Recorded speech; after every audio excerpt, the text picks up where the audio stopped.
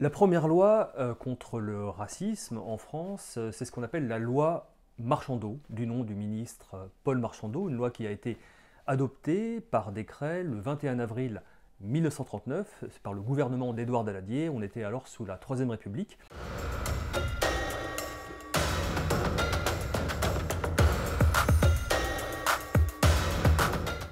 Et c'est une loi qui permettait de sanctionner l'injure et la diffamation à caractère racial ou religieux visant un groupe de personnes avec la condition qu'il y a eu une intention à exciter à la haine raciale. Alors cette loi est une loi qui survient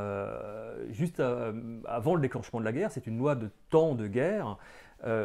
qui va en fait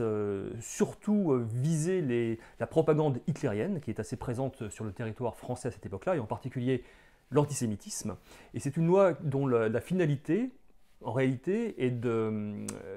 préserver en fait la cohésion nationale, éviter que les Français se divisent entre eux et éviter la guerre civile, ce à quoi mènent effectivement les attaques à caractère